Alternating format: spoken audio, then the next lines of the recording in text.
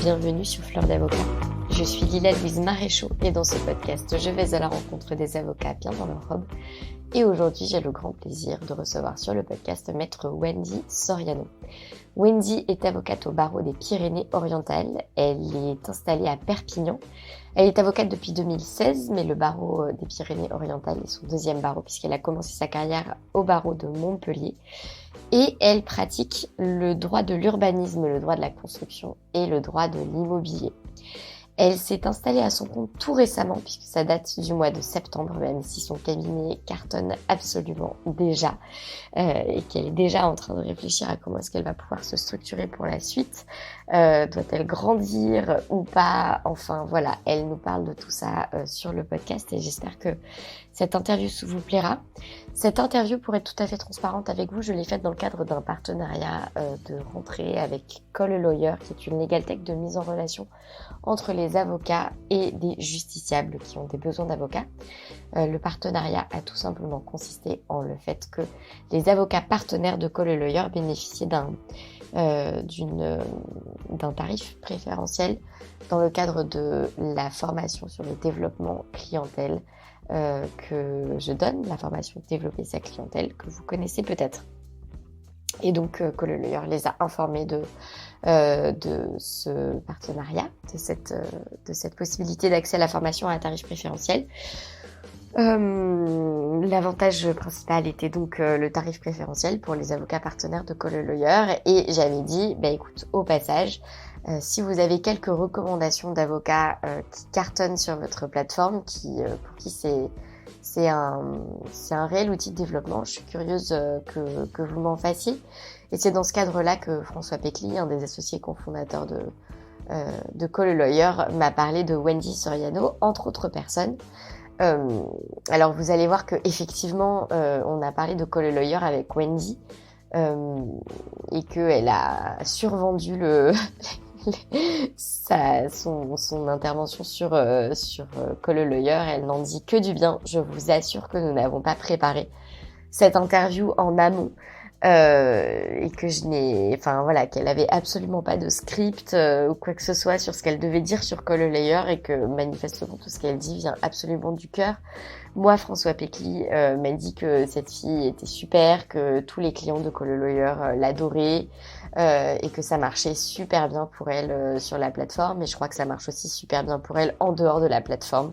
Elle nous donne, elle vous donne quelques clés, quelques conseils sur, au-delà de vous donner des conseils, en tout cas, elle vous dit ce qui lui semble marcher pour elle dans son utilisation de cette plateforme. Et je pense que vous êtes quand même nombreux quand vous vous installez, et pas que, à avoir recours à des plateformes de mise en relation entre avocats et clients, et à aussi les utiliser pour votre développement. C'était aussi le cas de Christophe Puech, donc je vous invite l'écoute de l'épisode.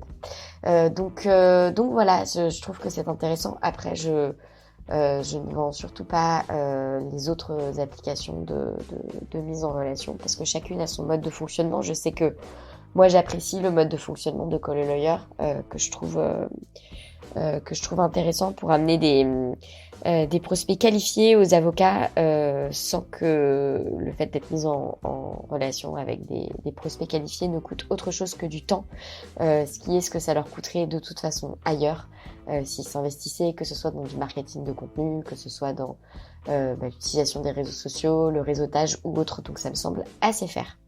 Voilà, je vous souhaite une excellente écoute. Je vous dis à la semaine prochaine.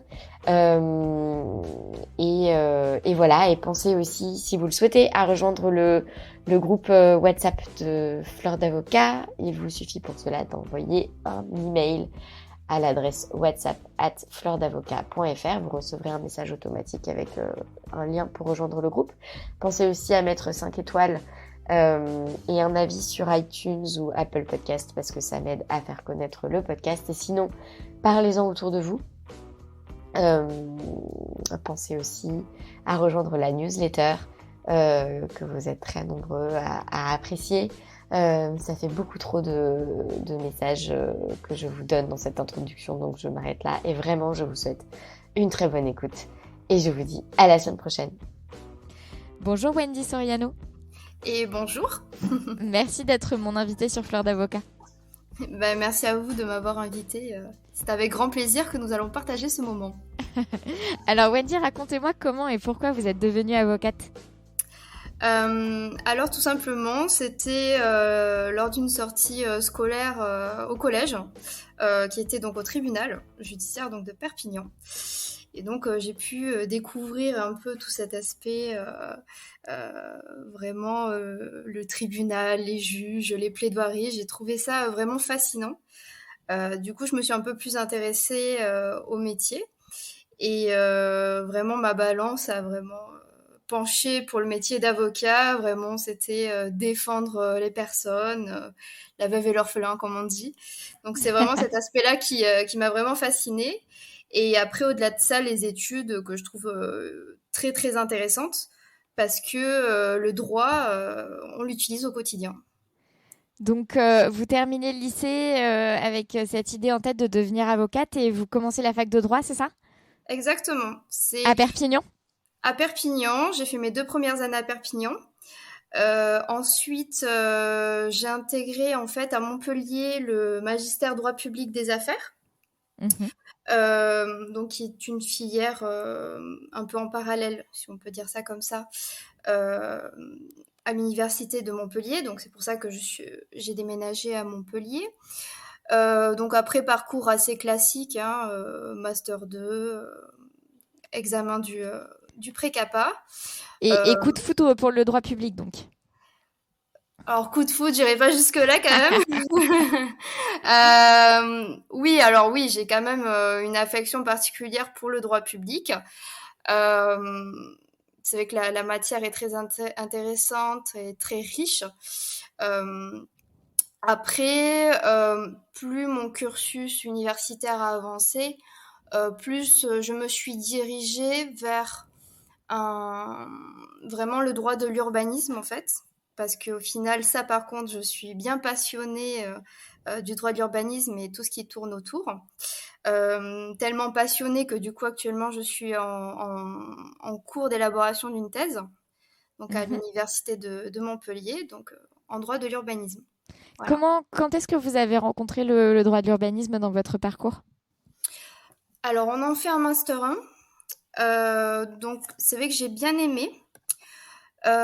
Et surtout, c'est mon premier stage en tant qu'élève avocat, donc avec maître Guillaume Boileau à Montpellier, donc qui fait quasi exclusivement droit de l'urbanisme, et qui m'a vraiment très bien formée sur ce point-là, et qui m'a donné vraiment euh, l'appétence vraiment de ce domaine-là. Voilà. Mais qu'est-ce Parce qui que vous plaît justement dans le droit de l'urbanisme? ce qui me plaît, c'est déjà les acteurs que ça touche. Voilà, c'est vrai que ça me plaît beaucoup d'échanger avec tous les acteurs de la promotion immobilière, de la construction. Et au-delà du droit, ce qu'on comprend, c'est que par le droit de l'urbanisme, on, on vient, on vient en fait apporter le dynamisme d'une ville et son rythme. Dans le sens que c'est par le droit de l'urbanisme qu'on va venir vraiment donner un dynamisme à tel et tel quartier, qu'on va décider de développer plus le commerce, plus l'aspect habitation. Et c'est vraiment cet aspect-là qui m'a vraiment fascinée en fait, c'est que par le droit, parce que ça passe toujours par là en premier, par le droit de l'urbanisme, on peut donner une couleur différente à sa ville. Hmm. Vous avez des exemples en tête? Par rapport D'opérations, de choses où vous vous êtes dit, ah tiens, là, en fait, en travaillant là-dessus, voilà ce à quoi je contribue dans tel quartier ou dans telle ville, ou enfin voilà, sur cette articulation, en fait, politique de la ville et droit, et du coup, votre intervention comme avocat, comme avocate dans ce processus. oui, bien sûr. Alors, des exemples, donc je pense qu'on peut donner 2 exemples, des 2 côtés. C'est-à-dire que on a le côté où quand on est, donc on va défendre plutôt on n'est pas vraiment dans la défense, on est vraiment dans du conseil juridique, d'une commune, dans l'élaboration de son plan local d'urbanisme, où là vraiment on va réfléchir avec la commune de comment elle veut faire évoluer du coup son plan local d'urbanisme et vraiment on va décider si on va construire dans cette zone-là plus une zone industrielle et commerciale ou est-ce qu'on va plus la scinder par de l'habitation. Et c'est là justement où on va travailler. Donc il y a l'aspect politique en fait qui est très important dans ces dossiers-là. Avec bien sûr, il faut respecter la politique de la ville, donc du maire en question. Et en même temps, nous, on essaye de donner une logique en fait à la commune. Donc ça serait plus l'aspect quand on est dans le rôle de la commune. Et ensuite qu'on est donc du côté soit promoteur immobilier ou même particulier, où là c'est intéressant, où on a l'autre casquette, où on a un promoteur qui veut faire tel projet, et avec lui on va chercher où est le meilleur endroit en fait pour faire ce projet-là. Mmh. Et vous dites que vous avez découvert le droit de l'urbanisme donc lors de votre premier stage à l'école des avocats. Vous l'aviez trouvé comment ce stage? Tout bonnement, j'ai pris plein de CV, plein de lettres de motivation. J'ai regardé les avocats qui faisaient un peu donc du droit public ou du droit de l'urbanisme et je suis allée à toquer à toutes les portes. Et en fait, pourquoi ça a matché entre Maître Boileau et moi en fait, tout bonnement, c'est que déjà en Master 2, donc j'avais bien conscience que le droit de l'urbanisme avait une place importante à Montpellier et j'avais fait un mémoire en fait très spécifique en droit de l'urbanisme et ça l'avait interpellé parce que il s'est dit comment une étudiante en Master 2, parce que moi j'ai eu un Master 2 en marché public, écrit un mémoire si précis en fait en droit de l'urbanisme. Et donc ça nous a amené à une discussion très intéressante sur le sujet et puis c'est parti. Et quand vous dites que vous avez pris vos CV, vos lettres de motivation et que vous êtes allé toquer à toutes les portes de cabinets publicistes de Montpellier, c'est-à-dire que vous êtes vraiment allé en physique toquer aux portes ou c'était des envois d'emails? C'est du premier ou du deuxième degré? Ah non, c'est-à-dire que je l'ai vraiment fait. Alors ça, Ouais. c'est peut-être un trait de partie, enfin, c'est un trait de mon caractère, c'est que quand je fais les choses, je les fais pas à moitié. Donc en fait, j'estime, voilà, on était nombreux à candidater, hein, donc j'estime qu'il faut se démarquer du lot. Et c'est sûr que, à mon sens, envoyer un simple mail n'est absolument pas suffisant. Donc oui, j'ai imprimé tous mes CV, les lettres de motivation, et je suis allée frapper à la porte des cabinets. Alors moi, j'estime que c'est important de le faire parce que ça montre qu'on est motivé et que en même temps, voilà, on est dynamique, hein, on n'est pas passif en fait dans notre recherche. Et surtout, ça montre que on n'envoie pas un CV juste pour envoyer un CV, dans le sens que si je me déplace au cabinet, c'est que je sais déjà à qui je m'adresse.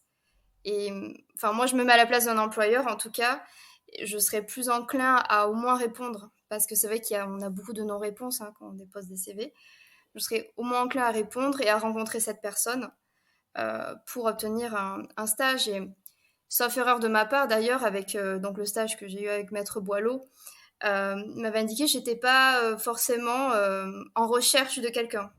Mais la démarche, je l'ai trouvée intéressante, donc j'ai voulu te rencontrer. Et puis effectivement, cette rencontre s'est très très bien passée, donc ça aboutit vers un stage collaboration. Et dès la première année en fait de la fac de droit, c'est ce que j'ai fait. C'est-à-dire que j'avais écrit un CV et là, bon, là pour le coup, je réitérais pas, mais j'avais fait toutes mes lettres de motivation à la main, euh, en pensant que c'était une marque justement de motivation, etc. Et j'avais eu un stage dès ma première année du coup de fac de droit par justement, je pense, cette démarche-là. Et voilà, donc j'invite effectivement, si certains trouvent des stages, à faire de même. Ouais. Et vous avez été reçu comment quand vous avez débarqué dans ces cabinets, CV et lettres de motivation sous le bras? Bonjour, je suis étudiante. je cherche un stage. Est-ce que Maître Trucmuche est là parce que j'aimerais beaucoup le rencontrer pour lui présenter ma candidature. Est-ce que alors j'ai compris qu'avec Maître Boileau ça a bien fité et qu'au contraire alors même qu'il n'était pas en recherche de recrutement, au contraire ça l'a séduit au point de vous recruter en dehors de son besoin.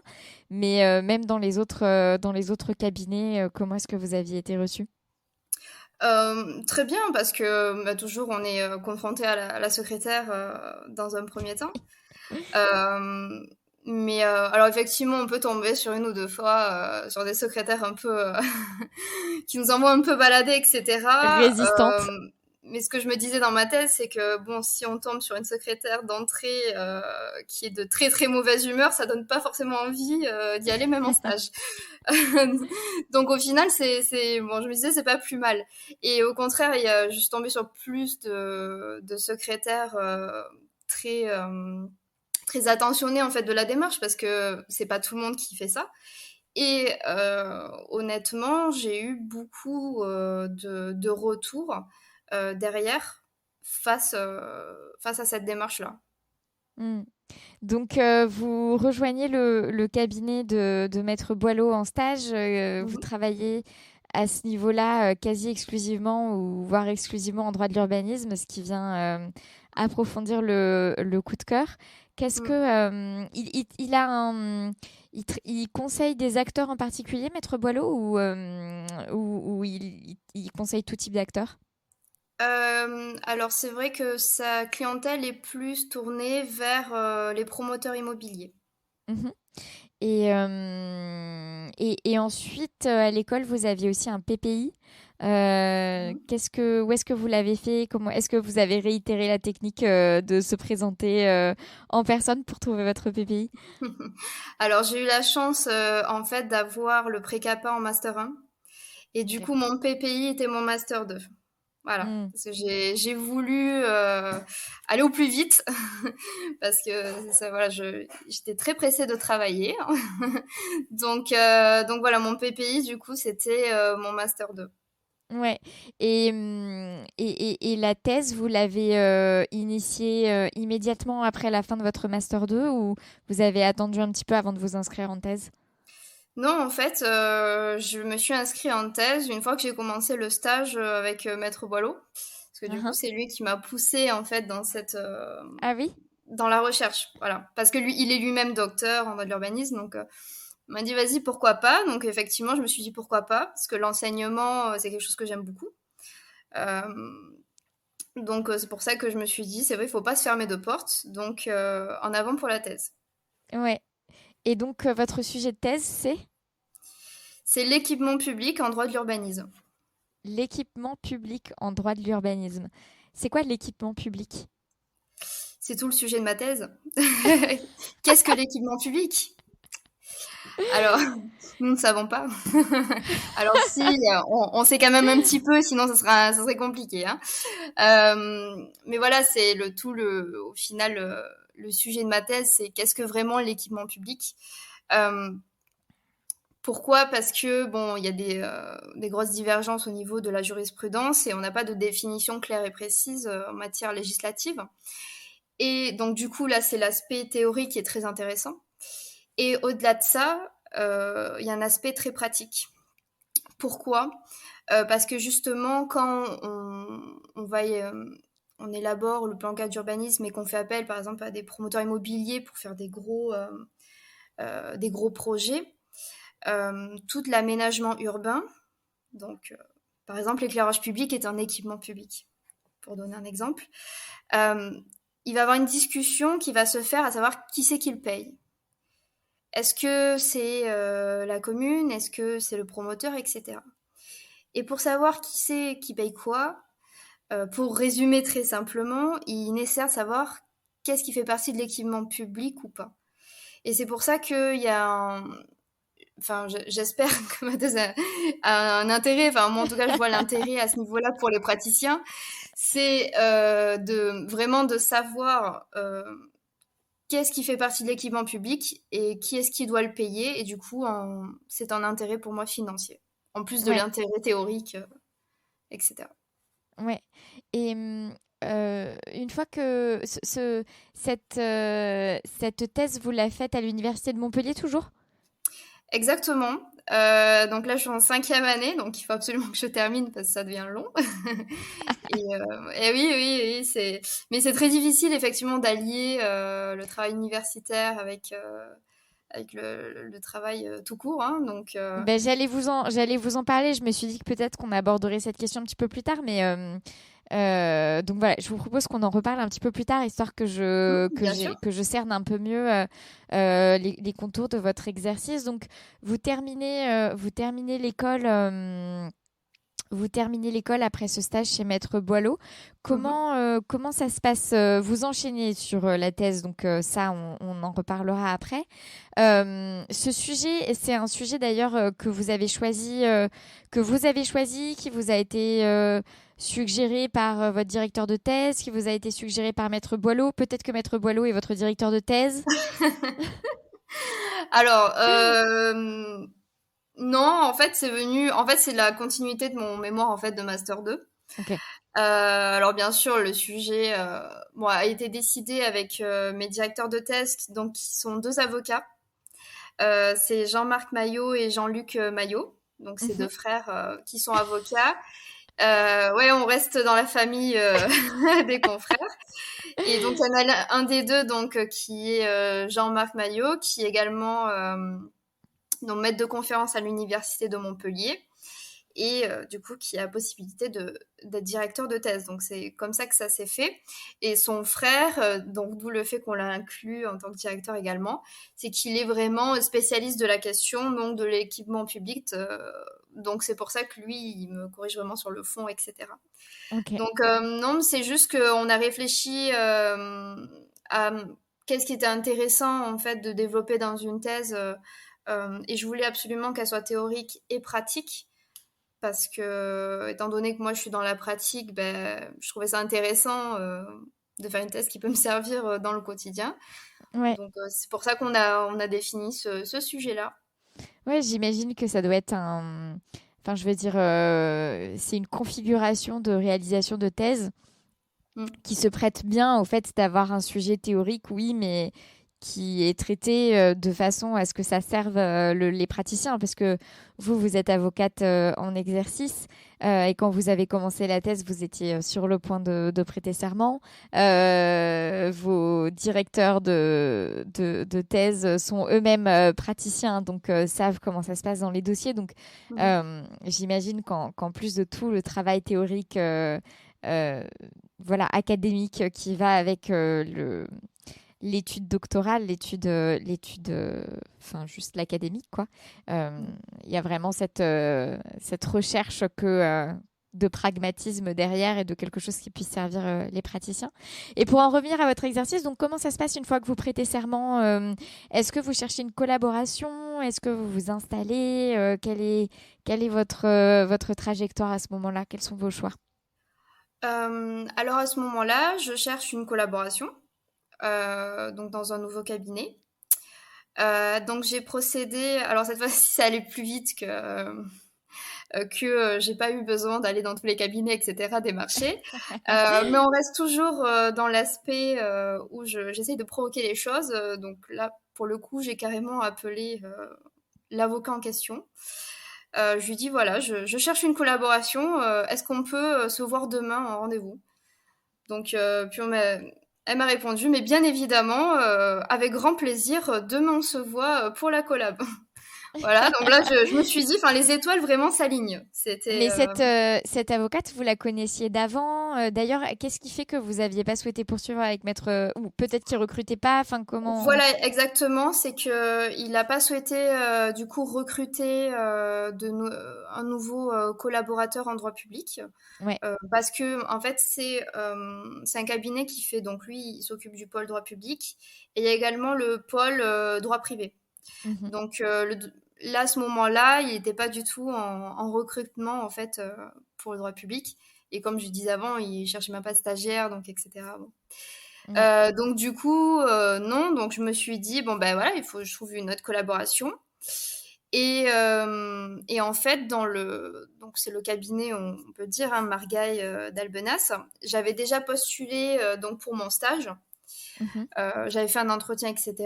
Et au final, bon, j'étais allée Maître Boileau. Donc, c'est le seul contact que j'avais eu, c'était du coup avec Maître du coup d'Albenas lors de cet entretien, mais rien de plus. Donc du coup, je l'ai rappelé au téléphone. Je lui ai dit, voilà, moi je cherche une collaboration. Est-ce que vous êtes intéressé et est-ce qu'on peut se voir pour en discuter? Et elle m'a dit, bah, oui, oui, bah, écoute, Wendy, il n'y a pas de problème, passe demain au cabinet et puis on en discute. Et puis du coup, voilà, on en discutait. Elle avait trouvé que j'avais bien évolué, que j'avais pris en maturité, chose qui est vraie, hein, parce que c'est vrai que quand j'avais démarré mon stage, j'étais vraiment un petit bébé timide qui ne parlait pas beaucoup. Enfin, timide, quand même, qui se déplace en cabinet avec son CV sous le bras pour dire Salut, je cherche un stage. Donc, Oui, c'est ça. timide. Oui, alors on va dire oui, timide. Oui, peut-être pas timide, c'est vrai, j'ai jamais été timide, mais peut-être un manque de confiance en soi dans le sens que c'était je suis là, je suis pas timide, mais excusez-moi d'être là quand même, quoi. Voilà, je me Mm. fais toute petite, etc. Et c'est vrai que après ce stage-là, j'étais bien confortable en fait enfin pour moi j'étais complètement opérationnel en fait et j'avais plus à m'excuser d'être là en fait. Donc c'est pour ça qu'il y Qu'est-ce a eu cette qui, démarche. qu'est-ce qui, dans ce stage, a fait que vous, vous avez pris confiance en vous comme ça? Parce que j'ai été très très bien formée. C'est-à-dire que, enfin voilà, Maître Wallon m'a pas lâché de tout le stage, hein. Donc vraiment, Ça il veut m'a dire pas. quoi qui vous a pas lâché de tout le stage? Donc c'est-à-dire que les dossiers, vraiment, dès qu'il me donnait un dossier, on le travaillait ensemble. Il me relisait et puis surtout, il y avait une vraie discussion au niveau juridique. Donc ça, c'est l'aspect juridique. Mais au-delà de ça, et c'est là ce qui donne confiance, je pense, en soi, et ce qui est très important, et je pense que dans tous les stages, malheureusement, on ne le voit pas, c'est qu'il y a eu réellement un accompagnement, en fait, dans la compréhension de comment est organisé un cabinet et de comment gérer les clients. Parce que du coup, il m'emmenait au rendez-vous client, que ce soit client dans le cabinet ou en extérieur. Et je pense que personne ne me contredira concernant Maître Boileau, c'est qu'il a la culture de la gagne. Dans le sens que ici, il faut pas s'excuser d'être là, il faut avoir les dents longues et il faut se battre pour le client à 100%. Voilà. Donc, et il a vachement travaillé sur ça avec moi. Voilà. Et c'est ça qui Comment est... il a travaillé sur ça avec vous? Euh, vraiment, ça va en fait jusqu'au dans les écritures et la manière d'écrire, jusqu'à dans le rendez-vous. Vraiment, il faut se tenir correctement. Non, il faut montrer que tu es sûr de toi. Redresse-toi. Enfin voilà, c'était vraiment comme du coaching, si on peut dire ça comme ça. Et puis, ce qui est très important et c'est ce qui permet aussi de montrer que qu'il faut avoir confiance en soi, c'est comment gérer des négociations aussi. Parce que quand justement on est avocat, à mon sens, de promoteur immobilier, il faut satisfaire du coup le client parce qu'on est là pour rendre un service au client. Et le client, lui, veut du résultat, enfin le promoteur, de suite. Et voilà, il veut pas perdre de l'argent. Donc généralement, il faut faire pas mal de négociations. Et c'est pour ça que quand j'ai suivi des négociations avec Maître Boileau, ça m'a permis de voir justement l'attitude qu'il faut avoir face à une partie adverse ou face au client. Ça, on en discutait pas mal et c'est ça qui m'a permis en fait de gagner en confiance en moi et surtout face aux autres. C'est ça qui était important. Ouais. Et alors, vos meilleurs conseils de négociation? Euh, Rester très calme, euh, voire énerver un petit peu la partie adverse au départ. Et puis, Et puis, oui, je pense que déjà, le premier point, c'est de rester calme, parce que généralement, la partie adverse est toujours très énervée, parce que euh, c'est une fausse négociation, toujours. Hein. Et donc, rester calme, oui, et puis ensuite, énervé, un petit peu, titiller, je pense le terme est meilleur, titiller un peu la partie adverse, et proposer une juste négociation pour que les deux parties soient gagnantes. Pourquoi vous dites que c'est une fausse négociation? C'est une fausse négociation parce que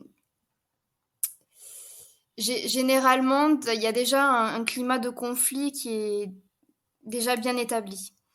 Donc, toujours, en fait, enfin, toujours, non, on va pas faire des généralités, mais en grande majorité, quand la personne euh, accepte le rendez-vous pour négocier, on sait, en général, encore une fois, que la personne, elle va pas accepter. Parce que elle est toujours dans son côté un petit peu euh, oui, moi je suis pas content de la situation, je m'en fous, je préfère aller au judiciaire. Donc c'est pour ça qu'il faut amener la négociation euh, vraiment de manière très calme et à démontrer en fait à se battre à ce moment-là que ça peut être utile aux deux parties et qu'on n'est pas là justement pour contourner le procès judiciaire, mais que les deux parties trouvent leur compte. Et ça, c'est pour ça que c'est compliqué, parce que la partie adverse, généralement, elle est complètement fermée à ça. Et du coup, c'est à nous, c'est notre job justement de euh, ouvrir la négociation pour la partie adverse également. Hmm. Vous avez des bons résultats de négociation in fine? Ah oui, oui, bien sûr. Et moi, de toute manière, même dans mon exercice actuel, c'est que je conseille toujours aux clients de proposer une négociation et de passer par le protocole transactionnel et de stopper si la procédure judiciaire est en cours ou avant d'impulser une procédure judiciaire. Hmm. Et les retours sont très bons là-dessus. D'ailleurs, moi-même, dans mon activité personnelle actuellement, je fais plus de conseils juridiques et plus d'accords que de procédures judiciaires. Hmm.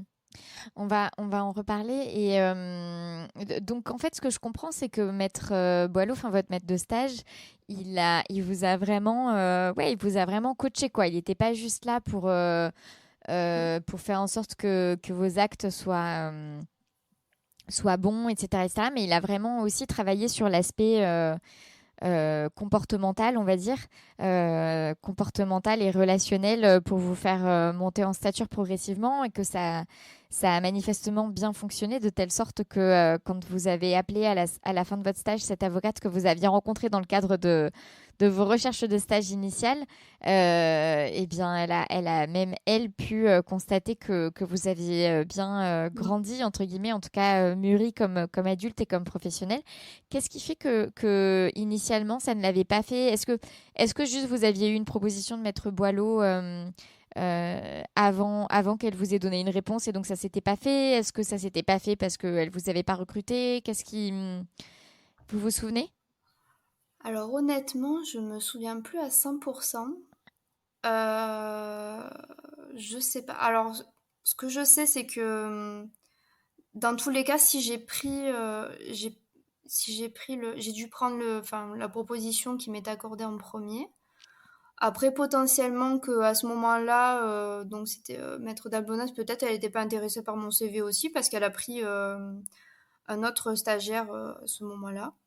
Donc honnêtement, je ne saurais pas vous dire à 100% comment ça s'est Ouais. passé. Comment ça s'était passé alors? Ouais. En tout cas, à ce moment-là, elle recrutait et vous en avez reparlé et donc et cette fois, elle a été séduite.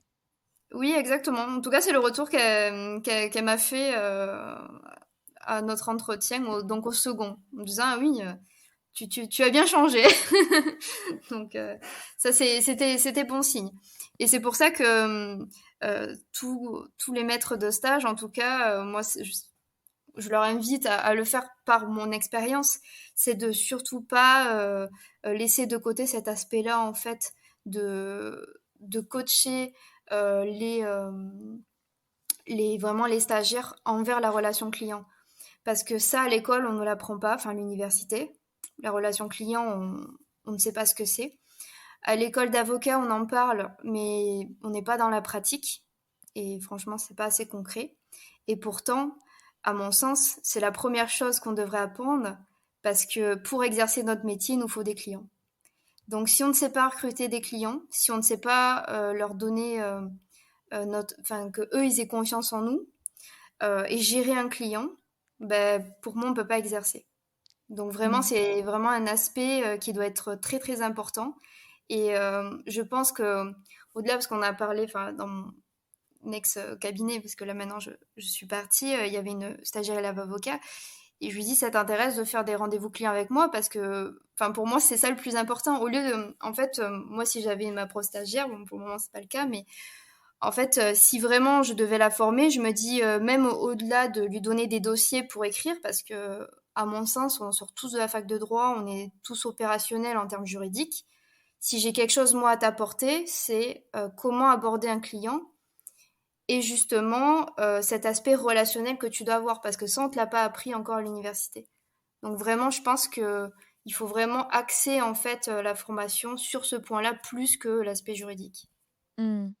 Et donc, vous êtes recruté par Maître Gaël Dalbenas, c'est ça? Exactement, oui, c'est Gaël ça. Dalbenas. Pareil, publiciste, urbaniste, quel type de cabinet est-ce que c'était? Alors en fait, c'est un cabinet très intéressant. Pourquoi? Parce que ils ont une clientèle à très très grande majorité uniquement des communes. Et en fait, donc ils défendent les communes sur tous les dossiers. Donc moi, j'avais, on va dire à 80% des dossiers qui m'étaient donnés, donc en droit de l'urbanisme, parce que elle savait que c'était mon dada et que du coup j'étais efficace, etc. dans ce domaine-là. Donc je m'occupais quasi exclusivement de ça. Et je dis bien quasi parce que c'est là où c'est intéressant et c'est vraiment, c'était encore une formation pour moi malgré que j'étais avocate. C'est que du coup, les communes, elles ont quand même des dossiers en pénal ou en civil. Par exemple, en pénal, voilà un policier municipal qui se fait agresser. La commune se constitue partie civile au pénal. Donc là, j'ai découvert la procédure pénale que je ne connaissais pas. Pareil pour le civil, c'est-à-dire que les communes, elles ont des fois des biens immobiliers dans le domaine privé, ça s'appelle. Donc elles agissent comme une personne privée. Donc c'est pareil, on allait devant le juge civil. Et du coup, grâce vraiment à cette collaboration, j'ai appris à maîtriser toutes les procédures. Et ça, je trouve ça génial. Comment ça s'est passé cette collaboration? Donc là, vous avez parlé du contenu, donc 80% d'urbanisme conformément à votre spécialité et en plus un petit peu de pénal et de civil en plus, ce qui vous a permis de vous former aussi aux autres types de procédures et de matières. Mhm. Au-delà de ça, comment est-ce que ça s'est passé cette collaboration? Est-ce que c'était un temps plein? Comment est-ce que vous avez articulé ça avec votre doctorat en plus? Enfin, je suis assez curieuse de toute cette articulation. Oui, bien sûr. Alors, tout simplement, c'est que le cabinet, donc c'est Maître d'Albenas et Gilles Margal, euh, joue très bien l'aspect collaboration dans le sens que ça, c'est simple. Leur politique, c'est tu es profession libérale, nous on te donne du travail, du moment que le travail est fait, en temps et en heure. Après, tu es libre de faire ce que tu veux, de développer ta clientèle, etc. Et c'est vrai que j'avais une flexibilité très importante dans mon emploi du temps, ce qui me permettait donc de travailler ma thèse et également de faire des cours à la fac de droit. Et donc ça, c'était génial parce que vu qu'il jouait vraiment la collaboration à fond, dans le sens qu'on n'est pas là à surveiller à quelle heure tu arrives, est-ce que pourquoi t'es pas là cet après-midi, etc. Mm, mm. Euh, Vraiment, ça m'a permis du coup de pouvoir développer un peu ma clientèle et surtout l'aspect universitaire qui m'intéressait. Donc ça, c'était très intéressant. Ouais. Donc pendant le cadre de cette collaboration, vous avez plutôt axé sur l'universitaire que la clientèle personnelle, c'est ce que j'ai compris? Oui, c'est vrai que à ce moment-là, j'éprouvais pas le besoin en fait de développer ma clientèle personnelle parce que au final, être collaboratrice me convenait. Puis j'estimais que j'avais encore des choses à apprendre. C'était surtout ça. Donc, vu tant que je me sentais pas en fait de m'installer seule et que j'avais des choses à apprendre, sur le moment, je voyais pas l'intérêt de développer ma clientèle personnelle, mais j'avais voyé un intérêt en fait de développer tout l'aspect universitaire pour la thèse, quoi. Ouais. Et vous avez dit, c'est quand même toujours une question qui est délicate, qui est tant que le travail est fait, en temps et en heure, on m'embête pas, quoi. Je fais un peu ce que je veux et voilà. Mais dans certains cabinets, la demande de travail à faire en temps et en heure est en fait tellement importante que la possibilité de faire autre chose en parallèle est quand même plus théorique que pratique et réelle. Vous diriez que votre collaboration vraiment libérale dans ce cabinet, elle représentait à temps plein, elle représentait combien de... Enfin, vous dégagiez à peu près combien de temps pour vos activités personnelles? Alors c'est très difficile à dire parce que déjà il y avait le rythme n'était pas le même toutes les semaines. C'est-à-dire qu'il y a des semaines où, par exemple, j'avais énormément d'audience et d'expertise, parce que je bougeais beaucoup pour ce cabinet, parce que ils étaient, donc j'étais au barreau avant donc de Montpellier, donc ils n'avaient pas que des dossiers à Montpellier, donc c'est vrai que si je devais aller à Lyon, etc., ben, ça me prenait toute la journée, etc. Mais après, voilà, il y avait des semaines calmes où vraiment, moi, le travail, à 17h, c'était terminé. Je partais. Je donnais à peu près 3 heures par semaine de TD. Et vraiment, je les mettais pas à 20h le soir, hein, c'est-à-dire que je les mettais à 18h, etc. Et à côté de ça, je veux dire, si moi j'avais une audience personnelle ou que je devais recevoir un client, pareil, je recevais pas entrée fin de journée, etc. Je recevais du coup enfin, dans la journée. Et ce qui était, je pense, un peu fascinant, parce que c'est vrai que c'est pas le cas dans toutes les collaborations, c'est que, en tout cas, pour Maître d'Albena, ça m'encourageait à faire ça. C'est-à-dire? C'est-à-dire qu'elle trouvait ça très bien de ne pas se cantonner en fait à le simple carcan d'avocat, de collab, et de s'ouvrir à autre chose et être vraiment dans l'aspect dynamique et d'entreprendre quelque chose autre en fait que avocat collaborateur, quoi. Donc du coup, quand j'étais pas là, déjà je disais où j'étais, hein. Voilà, je suis pas en train de dormir chez moi. Voilà, du coup, quand je revenais, avec grand plaisir, en fait, ils discutaient de ce que je faisais à côté, etc. Donc, en fait, ça mettait un climat de confiance à ce niveau-là, super. Et vraiment, vraiment, enfin, moi, j'en ai un très, très bon souvenir, en tout cas, de cette flexibilité-là, pardon. Et surtout, ça permet un développement euh, de son collaborateur, quoi. Si je me suis pas sentie emprisonnée ou quoi que ce soit, au contraire, je me suis épanouie là-dedans et ça me donnait envie en retour d'en faire de même pour eux. Combien de temps a duré cette collaboration? Elle a duré du coup 1 an. Alors j'ai commencé en 2019 et j'ai arrêté le 1er septembre 2020. Alors, du Donc coup, ça 1 an et demi, fait quoi. 1 an Un et an, demi, ouais. un Ça peu fait plus pas d'un an et 2 demi. ans, ça fait alors si, ça fait 2 ans parce que, en fait, avant de prêter serment, j'ai travaillé en tant que juriste. Au Vu que sein du j'étais pas cabinet. avocate, Mm. ils m'avaient fait un contrat de juriste. Donc, oui, je suis restée 2 ans, en fait, complets, dans le cabinet. Et pourquoi est-ce que ça s'est arrêté?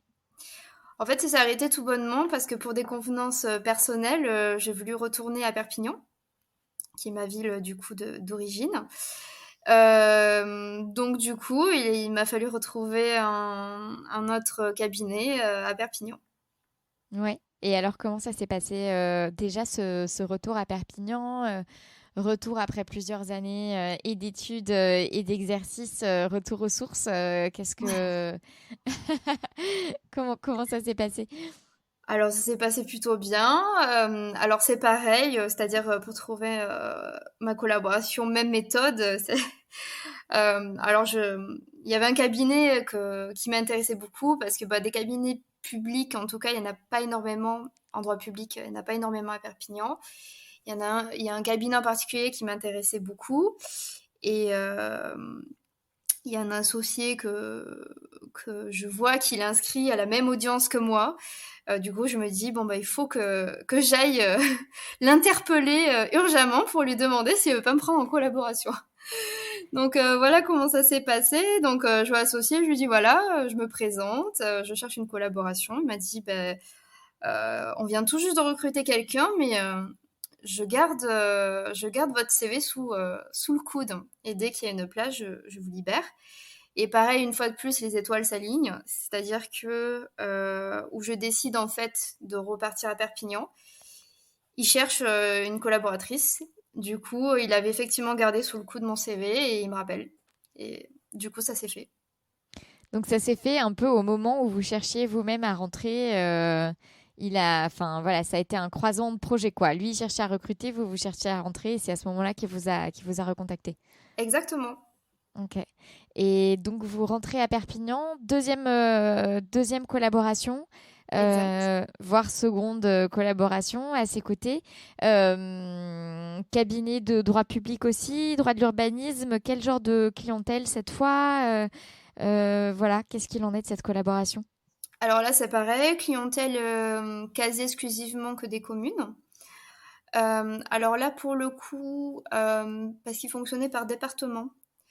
euh, département public. Et du coup, moi, j'ai été affectée au département des collectivités territoriales.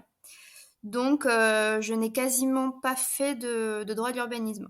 Donc, du coup, c'était assez nouveau pour moi parce que ben, collectivité territoriale, c'est pas forcément ce que je maîtrisais. Euh, et je faisais beaucoup de conseils juridiques.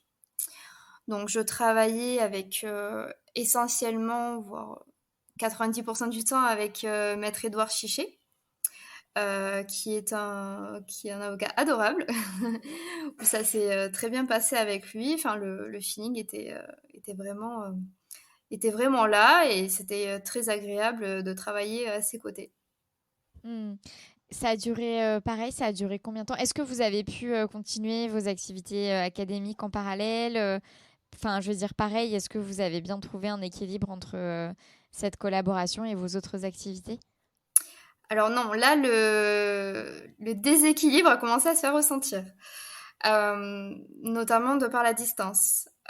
Parce que là, si effectivement je devais aller faire des cours à Montpellier, il fallait que je m'absente longtemps parce qu'il y a le trajet, etc. Et j'avais pas envisagé de faire des cours à l'université de Perpignan, du coup j'ai arrêté ça, mais j'ai continué ma thèse. Euh, donc c'est vrai que c'est devenu un peu compliqué, si on peut dire ça comme ça, à ce moment-là. Oui. Parce que ça vous manquait l'enseignement, parce que juste c'était compliqué de tout concilier. Enfin, Mhm. c'est Oui, juste la conciliation qui était compliquée. ouais, Donc c'est sûr que du coup je me suis plus concentrée sur le métier d'avocat à ce moment-là, oui. ouais. Et ça vous correspondait? Enfin, je veux dire, ça vous allait de faire moins de ne plus faire de droit de l'urbanisme et d'être plutôt sur du public collectivité territoriale? Correspondait? Bah non, parce qu'au final, soyons honnêtes, moi ce que j'aime absolument, c'est le droit de l'urbanisme. C'est-à-dire les collectivités territoriales, voilà, c'est pas forcément ce que j'aimais. Après, par contre, c'était intéressant de le découvrir parce qu'au final, voilà, on m'envoyait une question à faire, il fallait que je le fasse dans les 48 heures, etc. Donc, il y avait aussi ce petit côté un peu, il y a le timing Juriste à respecter. externalisé, ouais. Voilà, un peu de challenge qui était très intéressant. Donc, j'ai appris plein de choses. Enfin, tout est à apprendre. Mais oui, effectivement, après, s'il y avait à choisir urbanisme ou collectivité territoriale, bien sûr que l'urbanisme, enfin, mon cœur penche toujours pour l'urbanisme. Et il y avait, enfin, est-ce que c'était aussi parce qu'il n'y avait pas de cabinet en droit de l'urbanisme à Perpignan que ça vous avait contrainte à un petit peu élargir vos domaines dans le cadre de la collaboration? Enfin, qu'est-ce qui fait que vous avez entre guillemets accepté cette concession du point de vue de votre exercice ouais, qu'est-ce qui fait que vous avez accepté cette concession? Oui, bah, j'ai accepté, comme on l'a très bien dit, il n'y a pas beaucoup de cabinets en droit de l'urbanisme. Enfin, à Perpignan, c'est petit, hein. Donc, il y a des cabinets publics, mais des cabinets qui font que droit de l'urbanisme. Euh, à mon sens, j'en connais qu'un seul. Ouais. Et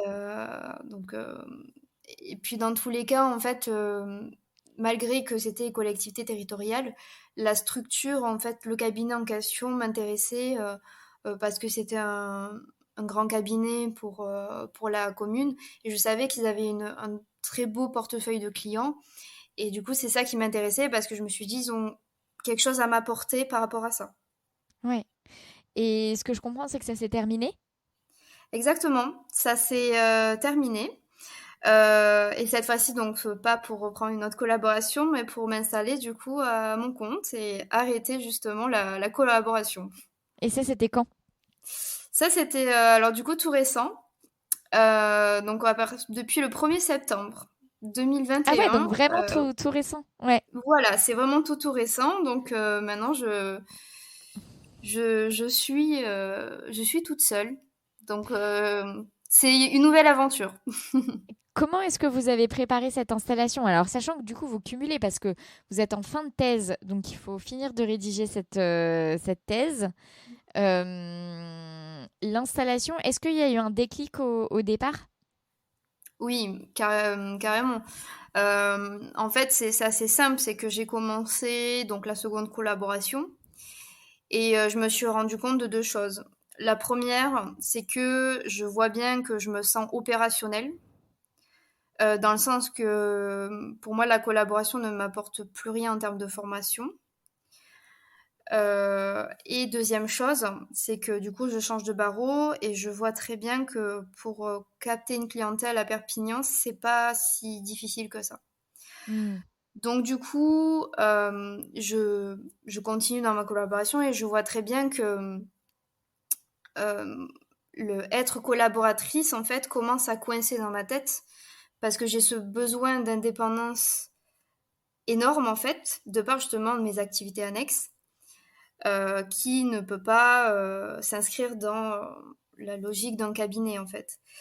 Et en plus de ça, je vois que ma clientèle personnelle commence à grossir, grossir, grossir, et sans peut-être faire grand-chose. Donc je me dis, enfin voilà, il est temps de s'installer et d'y aller quoi.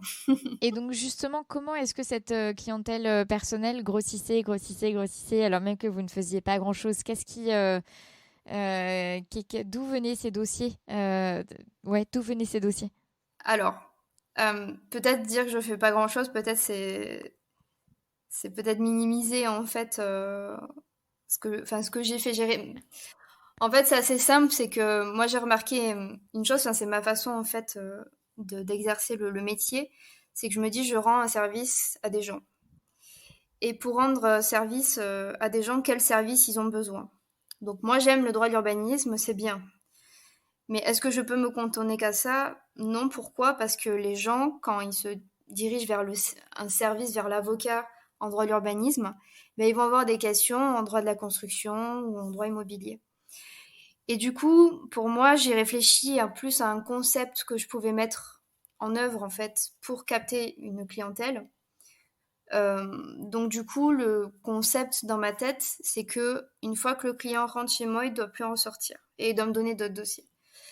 Donc du coup, je me suis dit, ben, en droit de l'urbanisme, c'est quand on est au stade où on veut construire. Une fois qu'on a le permis, qu'on veut construire, ben, dans la construction, ben, dans le chantier, on peut avoir des problèmes, donc c'est du droit de la construction.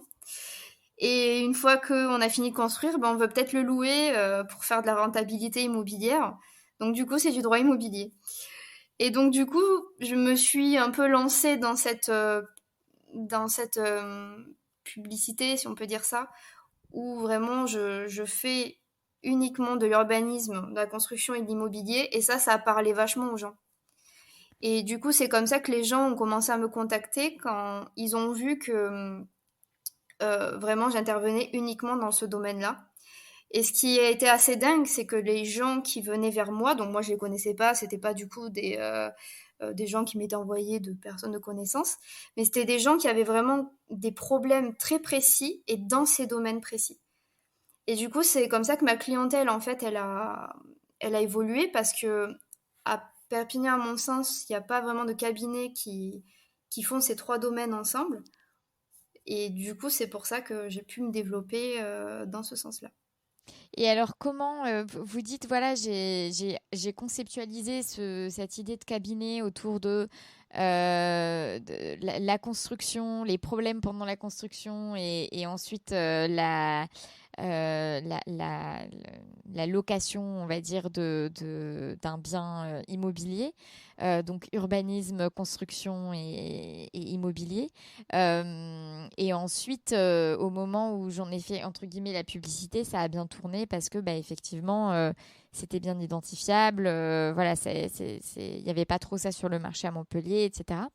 Donc où est-ce que vous avez fait cette publicité? Quelles sont les démarches que vous avez faites à ce moment-là pour le porter à la connaissance des potentiels constructeurs et locataires non, pardon, bailleurs de biens? Alors tout bonnement, j'ai commencé par les réseaux sociaux. Quels Parce que réseaux sociaux? uniquement Facebook en fait. Parce que c'est simple, c'est gratuit. J'avais déjà pas mal commencé à ajouter des gens en amis, etc., dans le milieu d'immobilier et de la construction. Et, euh, et du coup, moi, en fait, je me suis créé un logo, j'ai fait toute seule, etc., machin. Et j'ai mis ça, en fait, sur mon Facebook. Et ça a été énorme. Vous vous êtes créé Les une page professionnelle ou vous avez laissé ça sur votre profil personnel normal? J'avais laissé ça sur mon profil normal. On peut Ok, pas appeler ça perso parce que j'ai pas non plus de photos personnelles. Enfin, donc bon, c'est un profil classique. c'était un profil classique. Voilà, c'est ça. Et du coup, vraiment, je me dis, il faut faire un truc là, il faut que ça décolle. Du coup, je me souviens, j'avais passé toute ma nuit à le faire, à faire mon logo, etc. Le lendemain, je le sors et j'ai eu énormément de retours en fait.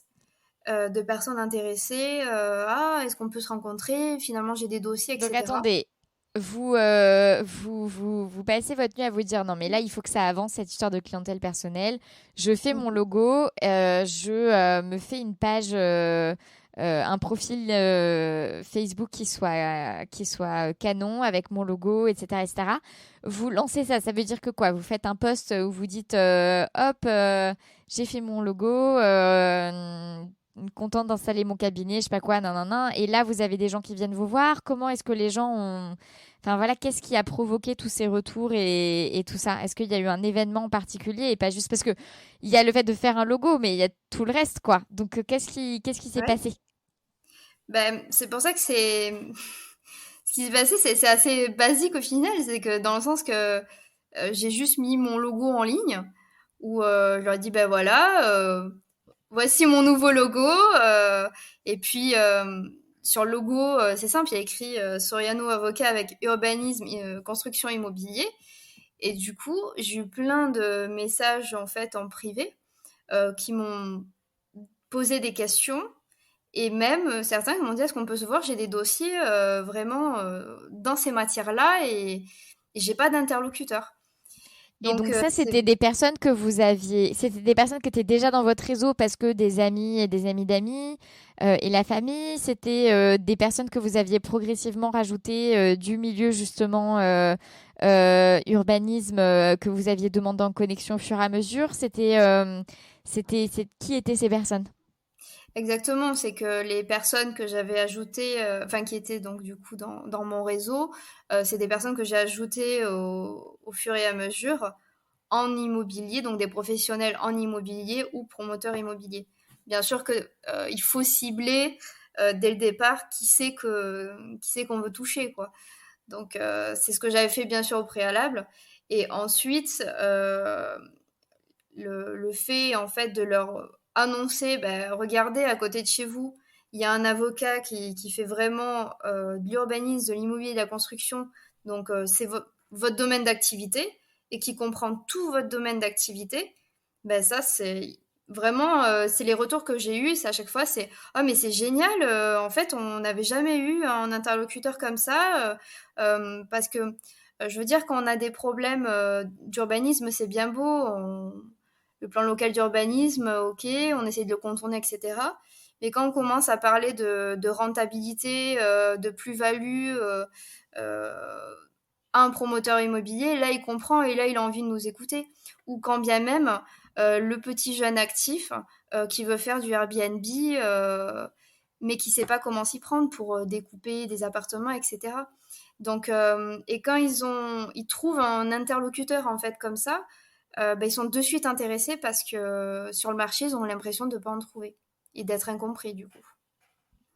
Et donc, il y a eu Facebook, est-ce qu'il y a eu d'autres plateformes, d'autres réseaux? Alors, ensuite, il y a eu un second réseau, donc c'est Call a Lawyer. Donc ça, c'est une plateforme donc digitale qui a été du coup inventée assez récemment et que j'invite tous les avocats à rejoindre hein, parce que ça ne coûte absolument rien. Donc c'est une plateforme assez simple, c'est que donc on s'inscrit donc sur l'appli, c'est une application donc sur le téléphone où on mentionne ses domaines juridiques.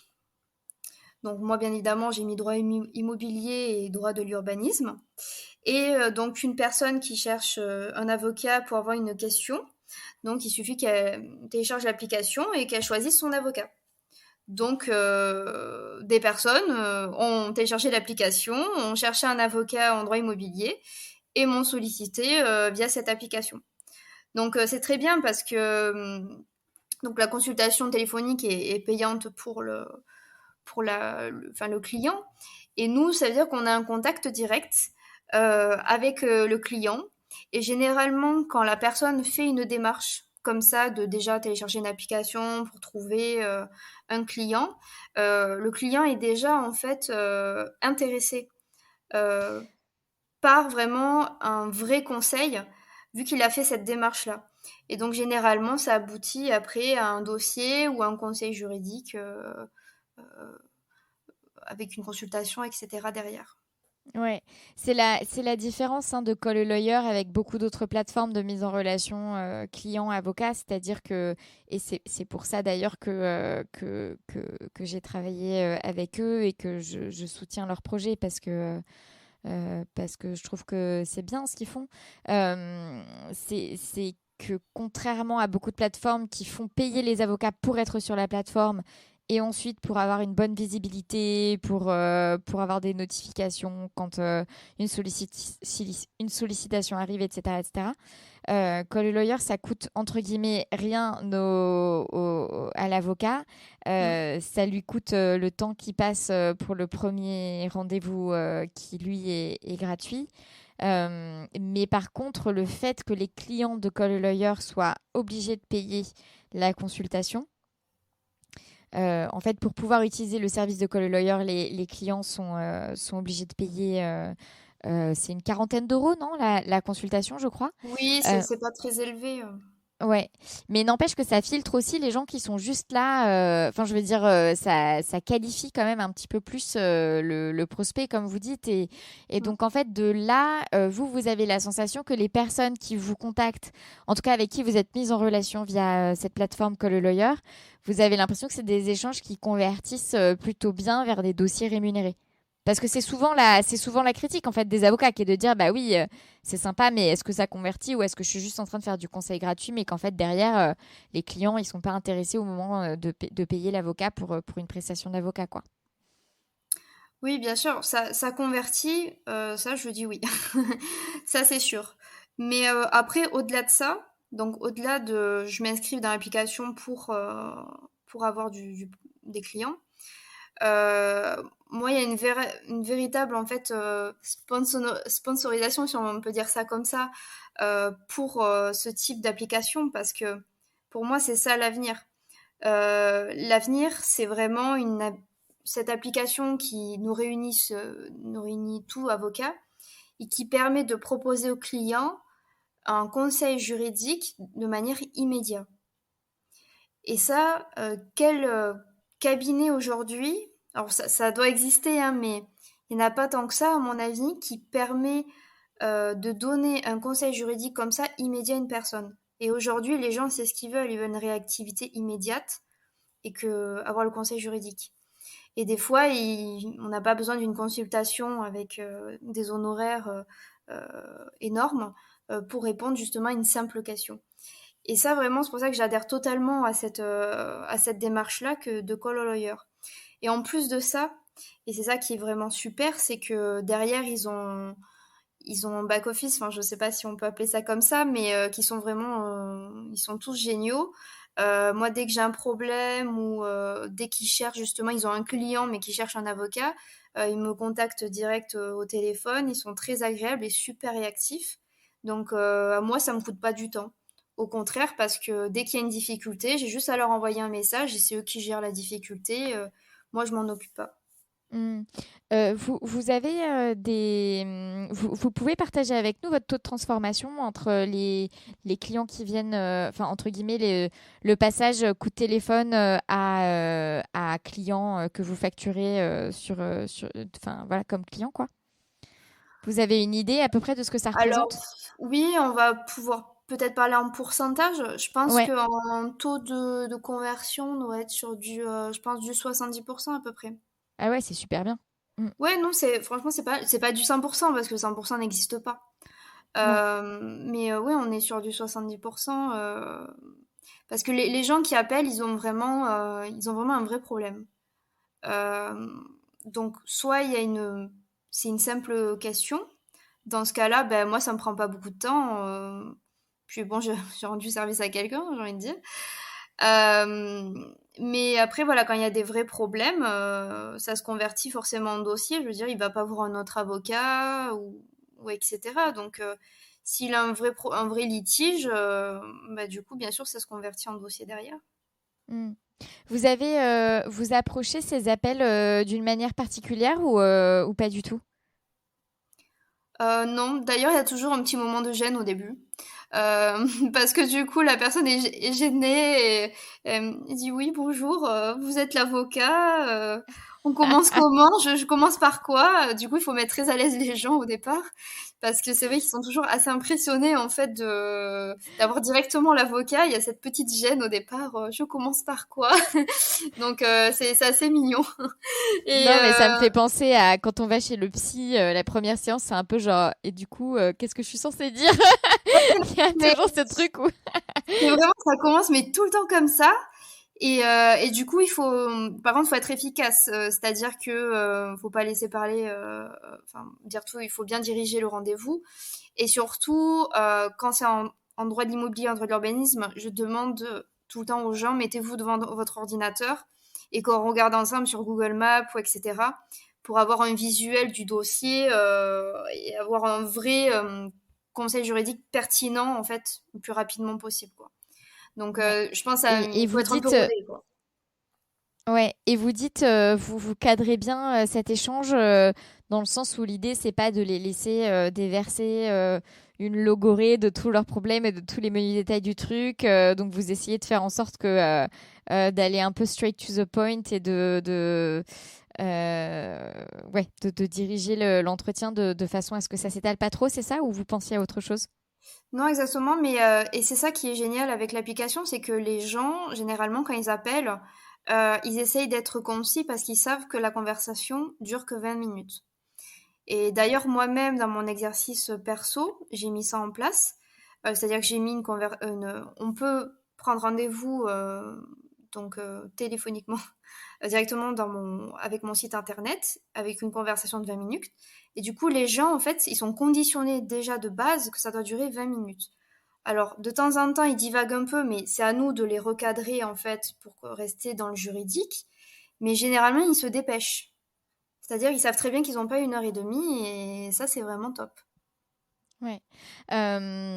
Et donc, vous disiez Facebook, vous avez parlé de Call a Lawyer. Est-ce qu'il y a d'autres plateformes sur lesquelles vous vous êtes mise Et donc, tout ça, c'était pendant que vous étiez encore collaboratrice? Oui, exactement. Ouais, donc quand même, les dossiers, ils sont pas juste tombés du ciel en mode oh ben je comprends pas, j'ai plein de dossiers qui arrivent. Il y a quand même eu Non, des vraies mais démarches de développement. on a rien sans rien, c'est sûr qu'on se le dise. Mais en fait, la démarche, je pense que si j'avais fait la même démarche à Montpellier, je suis pas sûre de récolter en fait autant de. Je sais pas si j'aurais développé autant ma clientèle personnelle à Montpellier parce qu'il y a plus d'avocats, etc.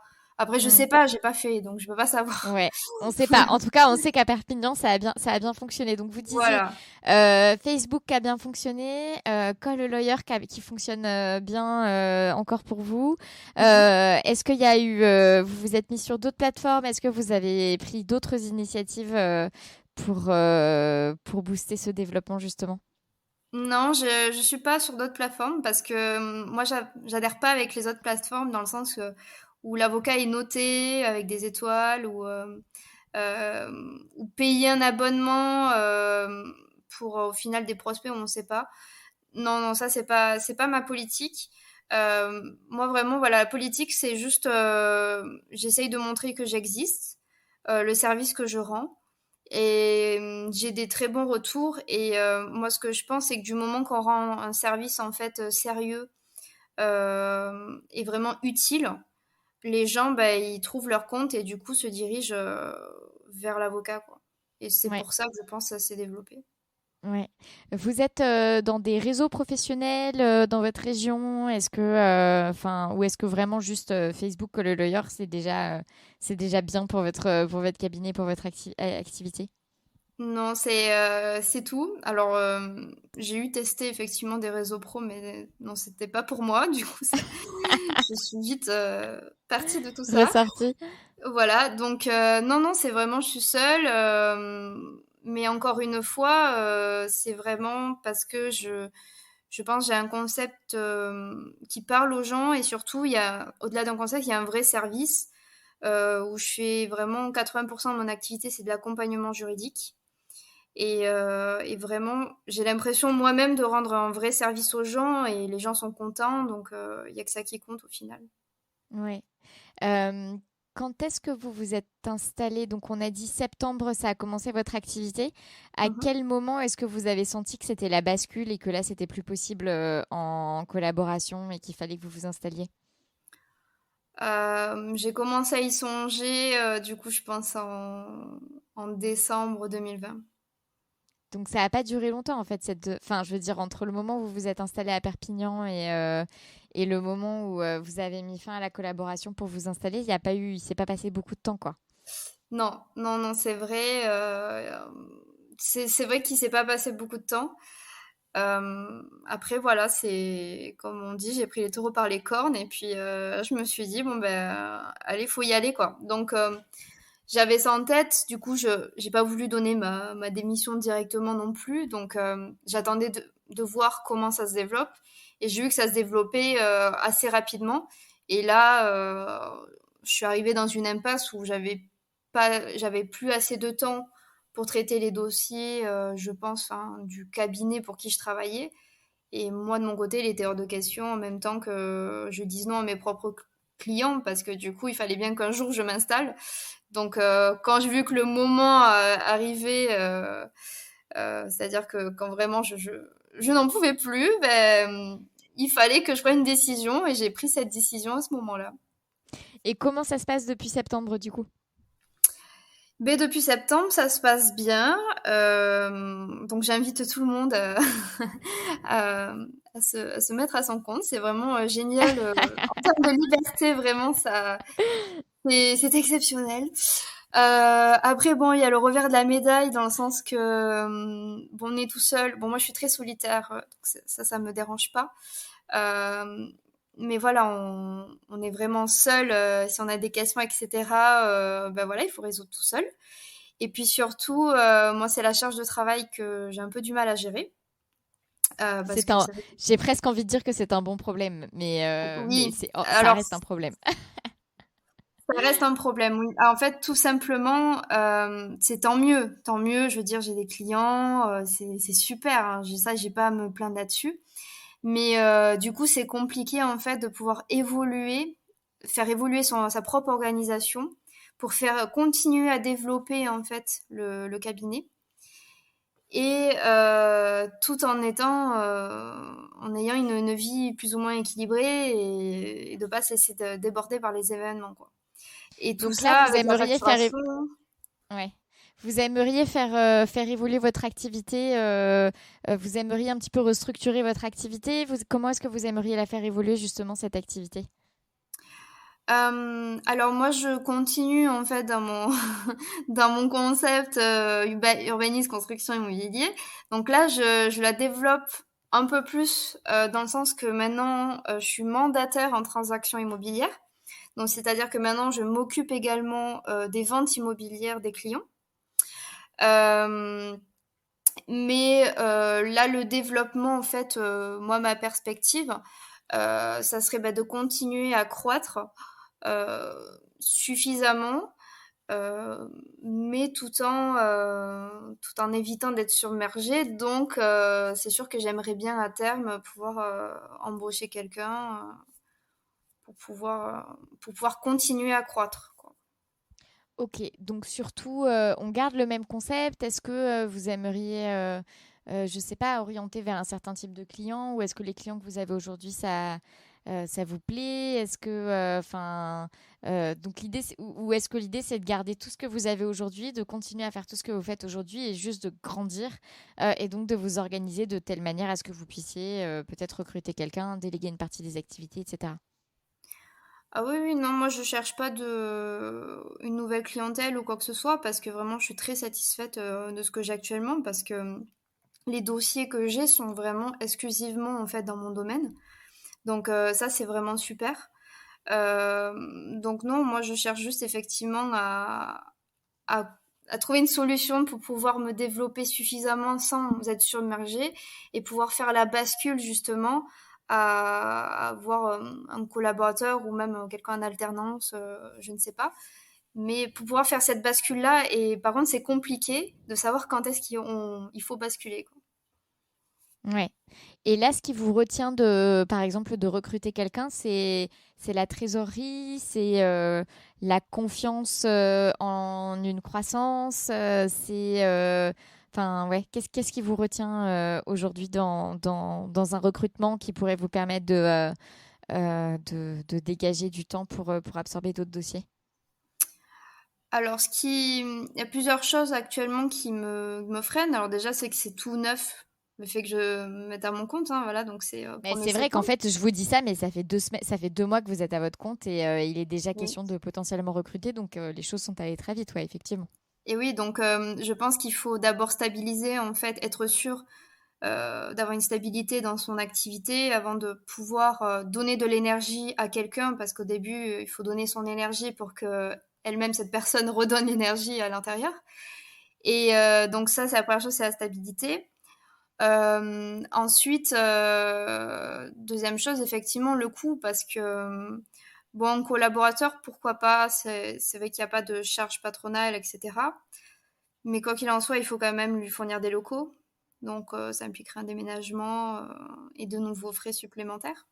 Aujourd'hui, vous travaillez depuis quel type de lieu?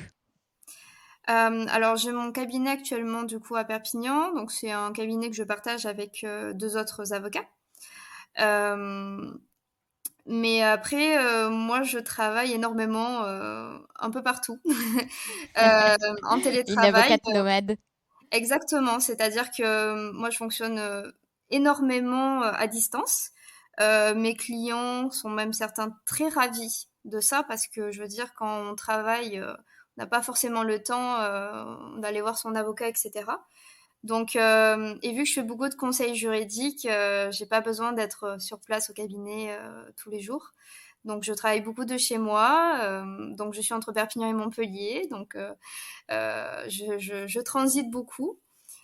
Donc, pour moi, oui, un cabinet va servir à réceptionner des clients et encore une fois, pour moi, la profession a évolué sur ce point-là et les clients ne veulent pas forcément nous voir, hein. Moi, la majorité de mes clients, je les ai jamais vus visuellement, et puis il y a pourtant aucun problème et il y a une confiance qui s'est installée quand même. Donc, pour moi, ça devient accessoire. Donc, bon, le cabinet en soi n'est pas forcément obligatoire d'y être. Je suis pas obligée d'y être présente tous les jours, en tout cas. Ouais. Donc la question au stade du recrutement, vous avez dit, il y a la question de la trésorerie et de l'argent disponible, même si là, ça vous semble accessible. Il y a la question des locaux, parce que ça rajoute des frais enfin, ça impliquerait que vous changiez de locaux, euh, selon vous, pour pouvoir travailler avec ce ou cette collaboratrice. Est-ce qu'il y a d'autres choses qui, pour vous, sont un peu un frein au stade de ce premier recrutement?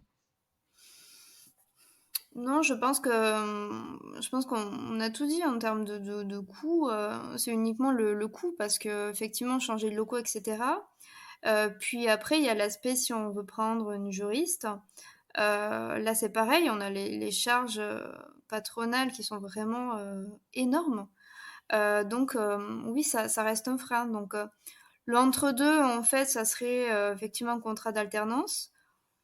Donc, c'est à réfléchir, mais quoi qu'il en soit, je pense qu'il serait peut-être suicidaire d'engager de tels coûts au bout de 2 mois d'installation. Je pense qu'il faut quand même une stabilité dans les comptes avant d'être sûr.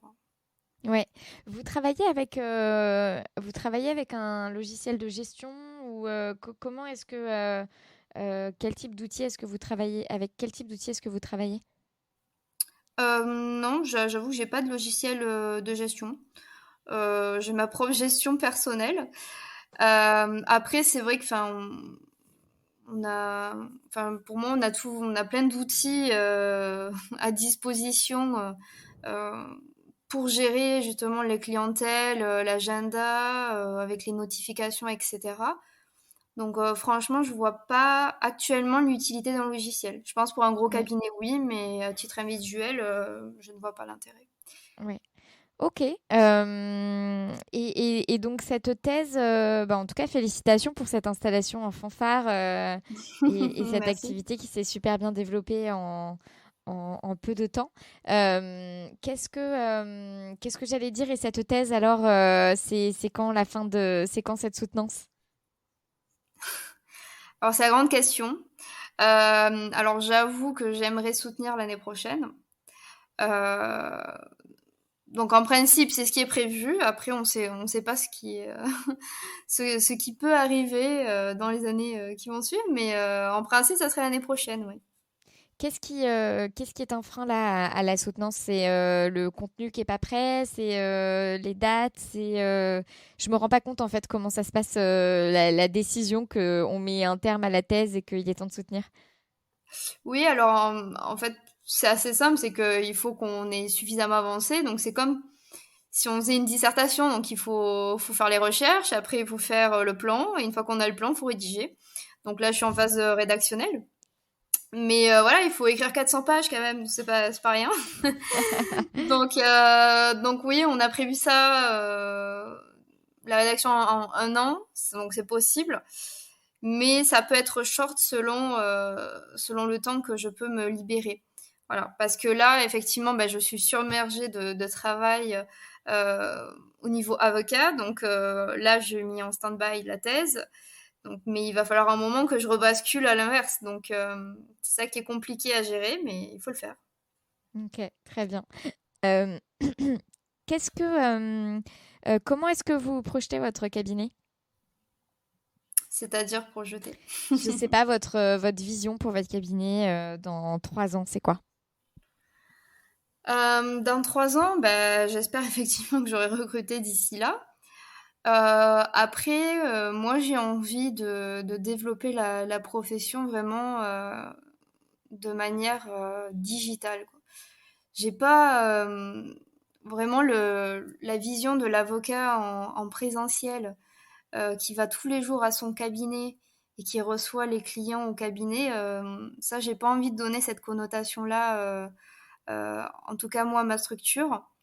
Et le développement, je veux vraiment développer en fait l'avocat comme une aide à l'investissement immobilier et vraiment un accompagnement juridique pour réaliser les projets des personnes et non pas la vision d'un avocat qui est là pour défendre son client devant une juridiction. Voilà. Moi, j'aimerais bien effectivement que dans 3 ans, que j'ai quasiment plus de dossiers au judiciaire et que ça soit que de l'accompagnement juridique pour les gens dans leur projet immobilier. Donc finalement, principalement urbanisme et immobilier, quoi. On enlève un peu, on squeeze un peu la partie construction. Pas forcément, parce qu'en construction, on peut avoir de très très beaux protocoles transactionnels. On n'est pas obligé d'aller au judiciaire. Ok. Et quelle est votre dernière joie, Wendy? Ma dernière joie? Oui, votre dernière joie. Ma dernière joie, je sais pas. Si, d'avoir commencé mon activité de mandataire en transaction immobilière. Ça, on va dire que c'est ma dernière joie. C'est récent? Oui, c'est très récent. Du coup, parce qu'il faut envoyer un courrier au bâtonnier, etc. pour l'exercer. Donc, c'était il y a 1 mois. Oui, intéressant parce que je pense qu'il y a vraiment de l'avenir dans ce domaine-là. Et les gens ont été très curieux qu'un avocat puisse vendre des maisons ou des appartements. Et d'ailleurs, donc, j'ai une dernière question là en tête qui me vient, mais le changement de barreau s'est bien passé. Enfin, je veux dire, vous vous êtes senti bien accueilli à Perpignan? Oui, sans difficulté. Non, franchement, il n'y a aucun problème pour changer de barreau. Hein. Donc, ça se fait assez simplement, assez rapidement. Non, franchement, aucune difficulté. Ok. Et qu'est-ce que vous portez sous votre robe? Jamais un costume. Un costume? Oui, j'aime bien petit blazer, petit pantalon et belles chaussures. Toujours des belles chaussures quand même. Parce que c'est la seule chose qu'on voit sous la robe. Donc ça, c'est important. Pas venir en tongs, quoi. Ok. Et vous êtes plutôt team talon, vous êtes team beau mocassin. C'est quoi des belles chaussures? J'ai les deux. Soit effectivement, j'ai les beaux mocassins vernis, ou j'ai également les chaussures à talons vernis. J'aime bien quand ça brille, je pense. D'accord, vous aimez bien quand ça brille. Très bien. Je sens qu'on tient une détentrice de dressing de chaussures à la hauteur. Merci beaucoup, Wendy, pour cet échange. Merci beaucoup pour la sollicitation. Restez connectés. Hein. J'arrête l'enregistrement, mais restez connectés.